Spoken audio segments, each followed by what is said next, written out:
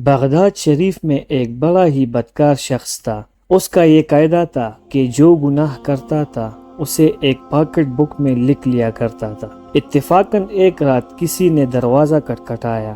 اس نے دروازہ کھولا تو دیکھا ایک نہایت خوبصورت عورت کھڑی ہے۔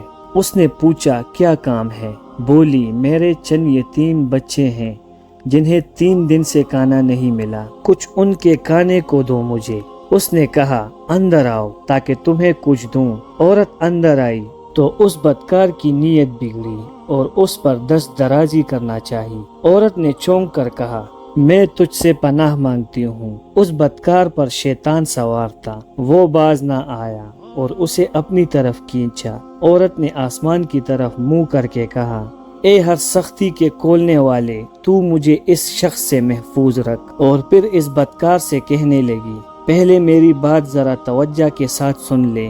پھر اس نے عربی میں نہایت دردناک لہجے میں چند شعر پڑھے جن کا ترجمہ یہ ہے، اپنی فانی اس جوانی پر نہ پھول، اے جواں تو موت کو ہرگز نہ بھول۔ جو گناہوں میں رہے ہر دم پن سے، آخر ایک دن وہ بھی یا سے چل بسے۔ لے گئے ساتھ اپنے کیا بس ایک کفن، ڈر خدا سے اس کا تو باغی نہ بن۔ تو نے بھی ایک دن جانا ہے مر، مت ستا مرنے کو رک پیش نظر۔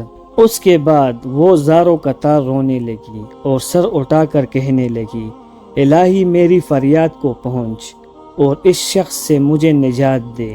اس باعصمت عورت کے ان پر درد لیجا میں پڑے ہوئے شاعروں سے اس شخص کا سارا بدن لرز اٹھا اور دھاڑے مار مار کر رونے لگا۔ اس پر عورت نے کہا میں تجھ سے خدا کی قسم دے کر کہتی ہوں کہ اب جب تجھ میں اور تیرے مولا میں صلح واقع ہو گئی تو بیچ والی یعنی مجھے نہ بھولیو۔ یہ شخص اسی حالت میں اندر گیا اور اسے کچھ دیکھ کر کہنے لگا اے نیک بخت بی بی، یہ لے جا اور اپنے یتیم بچوں کو کھلا، مگر ان سے میرے حق میں یہ دعا کرائیو کہ میری پاکٹ بک میں جتنے گناہ لکھے ہیں وہ سب مٹ جائے۔